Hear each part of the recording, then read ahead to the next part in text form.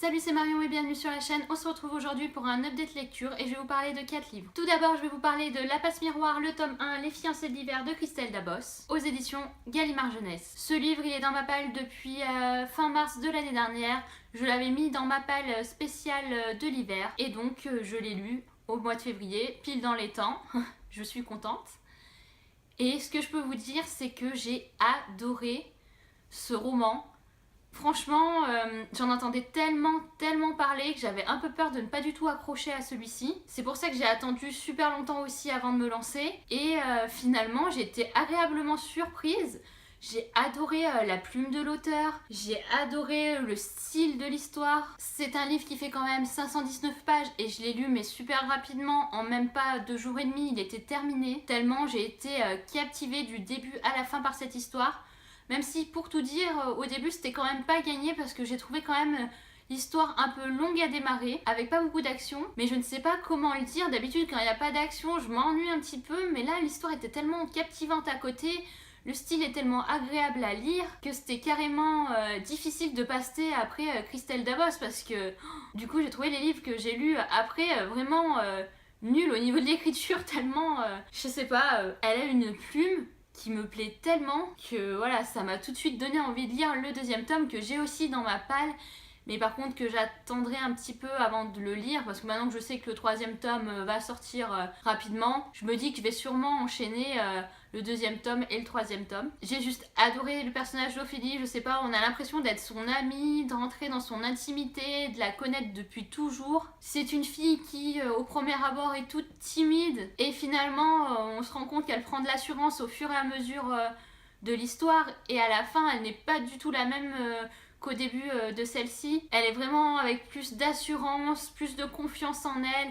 Et elle a bien raison car c'est ce qui lui manquait et je pense qu'elle va pouvoir affronter son avenir plus sereinement. En ce qui concerne Thorn, j'ai eu un peu de mal à accrocher à son personnage. C'est clair que le personnage est mystérieux, qu'on ne sait pas grand chose sur lui, mais je sais pas, à des moments je l'ai trouvé arrogant, froid, distant. Mais à la place d'Ophélie, je ne sais pas du tout quelle aurait été ma réaction. Je pense que je n'aurais pas supporté me retrouver en face d'un mec qui ne parle pas, ou quand il parle, pas poli, enfin à la limite du poli, et je pense que je l'aurais remballé mais violemment quand même parce que le garçon, je sais pas, j'ai des doutes sur lui au fur et à mesure de l'histoire. À des moments il monte un petit peu dans mon estime et à d'autres moments il redescend mais vraiment beaucoup. Du coup je suis un peu mitigée sur son personnage. J'ai l'espoir quand même que ça soit un personnage que je vais plus apprécier dans le 2e tome parce que clairement on n'en sait pas assez sur lui, sur ses origines, j'ai envie d'en savoir plus sur sa famille, voilà, enfin, j'ai envie de savoir plein d'autres choses sur l'univers, c'est ce qui rend le livre assez addictif. Bizarrement, c'est le genre de livre, quand je l'ai terminé, je me suis dit bon ok, c'était sympathique, j'ai passé un bon moment, mais voilà, sans plus. Et en fait, dans la semaine, j'ai repensé encore en me disant mais non, mais en fait, j'ai vraiment aimé ce livre, les personnages étaient vraiment attachants, Ophélie, j'ai vraiment envie de la retrouver, j'ai vraiment envie de savoir ce qui se passe plus tard dans son histoire et ça n'a pas été un coup de cœur parce que du coup c'est un livre que j'ai vraiment apprécié après coup. Je crois que c'est l'une des premières fois que ça m'arrive vraiment et pas sur le moment, donc je peux pas qualifier ça d'un coup de cœur parce que pour moi le coup de cœur il arrive instantanément au moment de ma lecture, mais ce livre c'est vraiment quelque chose et je pense que vous en avez déjà assez entendu parler, c'est pour ça que je vous ai pas fait un résumé au début de ma présentation. Et si vous êtes passé à côté, il faut vraiment se lancer dans cette histoire quand même. Ensuite, j'ai lu Librairie Jumpers, le 1er tome, La voleuse de secrets de Brenda Drake aux éditions Lumen. C'est un livre qui était dans ma palle de l'automne et que je n'avais pas terminé à ce moment-là. Je ne sais pas pourquoi, c'était vraiment pas le moment pour moi de lire ce livre. Enfin, l'histoire m'intéressait beaucoup, les personnages m'intéressaient beaucoup. Mais à ce moment-là, j'arrivais pas à avancer et je préférais le mettre de côté. Et je l'ai repris au mois de février parce que j'avais vraiment envie de terminer ce 1er tome et je me suis relancée dedans avec un peu plus d'envie, un peu plus facilement et je l'ai terminé super rapidement. Bon, en même temps j'avais déjà eu la moitié au mois de novembre mais j'ai pas eu de difficulté pour me resituer dans l'histoire. C'est du coup l'histoire de Gianna qui a perdu sa mère à l'âge de 4 ans, qui vit avec son beau-père à Boston. Un jour avec ses 2 meilleurs amis, ils décident d'aller à la bibliothèque la plus ancienne de Boston et là Gianna va totalement pas flasher sur un garçon, mais elle va repérer un garçon dans la bibliothèque, donc elle va souvent jeter des coups d'œil vers celui-ci. parce qu'elle le trouve plutôt mignon. Et d'un seul coup, elle va se rendre compte que le garçon, en le regardant, a disparu comme ça, comme par magie. Donc Gianna va aller à l'endroit où le jeune homme a disparu et va se rendre compte qu'il a disparu en laissant le livre qu'il étudiait sur la table. Et en touchant ce livre, celle-ci va être elle aussi aspirée et va disparaître de la bibliothèque de Boston pour se retrouver dans une nouvelle bibliothèque, et celle-ci se situe à Paris. Et quand elle ouvre ses yeux, elle est entourée de bêtes qui sont assez menaçantes et qui se trouvent elles aussi dans la bibliothèque. Avant même de lire ce roman, je pensais directement qu'il allait me plaire parce que ça se déroule dans des bibliothèques. Il avait l'air d'avoir un univers assez complexe derrière, et finalement j'ai été un petit peu déçue car pour moi Gianna, qu'on surnomme Gia, ressemble beaucoup à Gwendoline dans Rouge Ruby. Je trouve que les deux personnages sont assez similaires. Toutes les deux ont perdu des membres de leur famille, toutes les deux débarquent dans un monde parallèle qu'elles ne découvrent qu'à l'âge de 16-17 ans. Elles ont à peu près les mêmes remarques, les mêmes ressentis. Elles font un focus sur un mec toutes les deux. Elles pensent à ce mec avant d'autres priorités plus absolues. Enfin, du coup, ça m'a un petit peu gâché cette lecture parce que j'avais l'impression de lire un Rouge Ruby bis, juste avec un univers différent. Et l'univers pour moi n'a pas été autant développé que ce que j'aurais aimé. Et du coup, je suis un petit peu mitigée parce que c'était vraiment l'univers qui m'attirait. Les personnages, du coup, sont en demi-teinte. Les personnages secondaires sont pas spécialement intéressant non plus. Et surtout, la chose que j'ai moins appréciée, c'est le final de ce roman, parce que clairement on va être face à un triangle amoureux dans le deuxième tome, et je sens que ça va être le triangle amoureux super chiant, pas du tout un triangle amoureux comme dans Une braise sous la cendre. Donc j'ai un peu peur de me lancer dans le deuxième tome après la lecture de celui-ci, même si du coup je continue cette saga surtout pour l'univers. Et je vais attendre beaucoup du deuxième tome. Ensuite, j'ai lu en lecture commune avec Marjolaine de la chaîne My Wonderful Universe, dont je mettrai le lien de sa chaîne en barre d'infos, A Life de Scott Sigler aux éditions Lumen. J'avais reçu ce premier tome pour Noël de la part de ma soeur, ainsi que le deuxième tome. J'avais lu des critiques assez bonnes avant Noël, et bizarrement, juste après Noël, il y en a plein qui l'ont lu sur Booktube et plein qui ont eu un avis, mais juste pas du tout le même que ce que j'avais lu, c'est-à-dire qu'ils n'avaient pas du tout accroché à ce premier tome. Il y en a même qui l'ont abandonné, donc j'avais un petit peu peur. Et du coup, quand j'ai vu que Marjolaine se l'était procuré, je lui ai demandé si c'était possible de faire une lecture commune ensemble. Comme ça, à deux, peut-être qu'on arriverait au bout de l'histoire et qu'on arriverait à se motiver pour le lire. C'est un roman qu'on a lu à peu près en 4 jours, donc c'était assez rapide pour moi vu...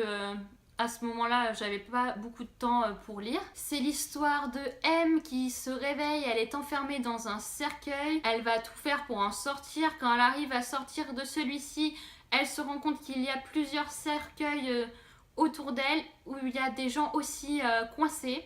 Elle va aider tout le monde à sortir de là. Tous les enfants présents pensent qu'ils ont 12 ans et que c'est leur anniversaire. Et concrètement, les enfants n'ont pas du tout 12 ans, ils ont des corps d'adolescents, ils ont plus entre 16 et 17 ans. Ils sont tous enfermés dans une pièce, ils vont en sortir pour explorer, trouver une sortie et se nourrir. M va alors prendre la tête du groupe d'adolescents et se mettre à chercher de l'eau et de la nourriture pour tout ce petit groupe. Ce que je peux dire de cette histoire, c'est que j'ai été un petit peu déçue, c'est-à-dire que pendant les 3/4 du livre, il ne se passe rien, mais vraiment rien. On est plus face à une petite guéguerre d'M face au reste du groupe, c'est-à-dire qui va prendre en charge le groupe, parce que tout le monde ne reconnaît pas l'autorité de cette fille-là. Sauf que ça m'intéressait, mais alors pas du tout, leur histoire de petite guéguerre de chef. Enfin, je comprends pas, vous êtes tous bloqués, vous avez tous faim, vous avez tous soif, et vous vous battez pour savoir qui est le chef, mais au pire, si tu veux pas suivre le groupe, tu te barres et tu fais ta vie de ton côté, tu vas pas essayer de prendre la place de leader. Et ce que j'ai le moins aimé, c'est M au début, elle fait genre, elle en a rien à faire d'être le leader. Tout le monde a décidé que ça allait être le leader alors qu'elle voulait pas trop. Elle arrête pas de dire qu'elle veut pas de ce rôle-là, mais elle fait tout pour garder ce rôle-là en fait. Elle se plaint tout le temps, elle se sent persécutée, mais elle ne veut pas du tout lâcher sa place de leader. Alors qu'au pire, si elle avait vraiment pas envie d'être leader, elle lâche sa place et voilà, on passe à autre chose. Et on a l'impression que le problème est réglé après 2-3 petites guéguerres dans le groupe. Mais non, là, le groupe va faire la découverte d'un autre groupe où en face il y a aussi un chef, et là M va tout faire pour devenir le chef des deux groupes. Pour une fille qui a pas du tout envie d'être la chef, je trouve ça un petit peu abusé. Et du coup on n'arrive pas du tout à s'attacher au personnage parce qu'elle est juste insupportable la fille. Enfin, il n'y a pas un seul moment où je me suis attachée à elle, pas un seul moment où j'ai compris ses décisions, et pas un seul moment où je me suis non plus attachée aux autres personnages concrètement.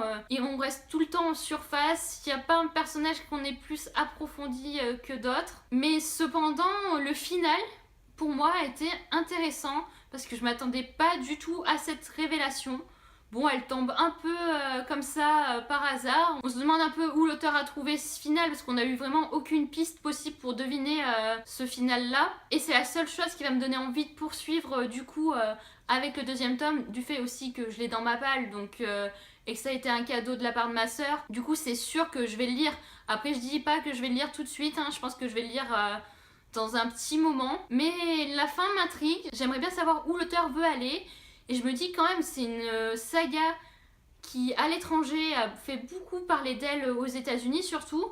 Si tout le monde a aimé, soit je suis passée à côté de quelque chose, soit vraiment le deuxième tome est exceptionnel. Enfin, je ne vois que ça. Du coup, voilà, plutôt mitigé aussi pour mon deuxième Lumen d'affilée. C'est dommage parce que j'adore cette maison d'édition, mais là, vraiment, les deux étaient moins bons que ce que j'ai pu lire chez eux. Et surtout, je pense que c'est passé après Les Fiancés de l'hiver, ça a été violent de chez violent. Et dernier roman que je vais parler dans cette update lecture, il s'agit d'Un palais d'épines et de roses de Sarah Gimas aux éditions La Martinière. C'est mon premier coup de cœur de l'année, c'est mon livre chouchou. Si vous avez vu mon book haul précédent, c'est vraiment le livre que je voulais au mois de février et je n'ai pas du tout été déçue. Je me suis lancée directement dans cette lecture avec Maud de la chaîne Des livres une fille, dont je vous mettrai le lien de la chaîne en barre d'infos. Et cette histoire m'a juste pas bouleversée, parce qu'on connaît quand même le final à l'avance, même s'il y a des détails qu'on ne connaît pas, parce que l'auteur s'est quand même approprié le conte de La Belle et la Bête, mais les personnages sont attachants, l'univers est très bien mis en place, l'auteur sait très bien où elle va. Et là oui, on est face à un univers travaillé, on est face à des personnages auxquels on peut s'attacher. Et ça change vraiment tout dans un roman quand même. C'est une lecture clairement addictive, je n'ai pas pu lâcher ce livre, je l'ai lu en à peine 2 jours. Et encore, à des moments je me retenais parce qu'en une journée c'était fait. Mais je voulais un peu prendre mon temps parce que c'est vraiment un livre qui en vaut la peine. Mais je voulais tellement savoir la suite que je n'ai pas pu résister. On peut clairement découper ce roman en 2 parties. Une première partie où on fait connaissance plutôt avec les personnages principaux comme Fer et Tamlin, et une deuxième partie qui est complètement différente de la première, une deuxième partie qui est encore plus addictive, une deuxième partie vraiment originale, et c'est cette deuxième partie qui nous donne vraiment envie de continuer l'histoire et qui pour moi m'a donné envie clairement de lire la suite. Et autour de moi tout le monde me dit que le deuxième tome est bien meilleur que le premier, mais j'ai tellement aimé ce premier tome que j'ose même pas m'imaginer à quel point le deuxième tome doit être fou et à quel point je vais aimer ce deuxième tome, enfin j'espère, parce que sinon je serais super déçue. Et le personnage de Tamlin est juste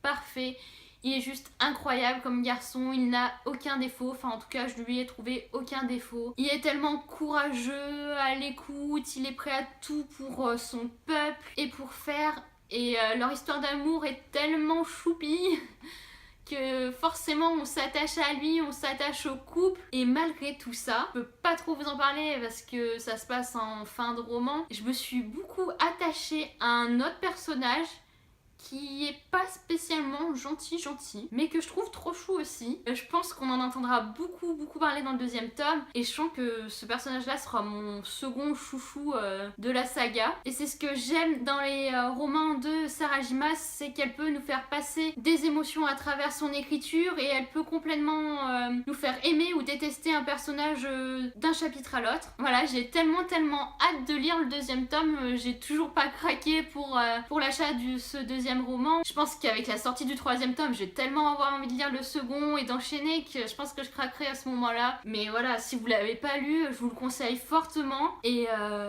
Sarah Gimas, en tout cas, pour moi, est clairement une auteure que j'adore. Elle va faire partie de mes auteurs favorites. Et en lisant du coup ce roman, on m'a donné envie de continuer la saga de Keleana, dont j'ai le troisième tome dans ma palle. Voilà, mon update lecture est terminé. J'espère que cette vidéo vous aura plu. Vous pouvez me dire votre avis sur ces romans si vous les avez lus en commentaire, ou si je vous ai donné envie de lire ces romans-là. Nous on se retrouve la semaine prochaine pour une nouvelle vidéo.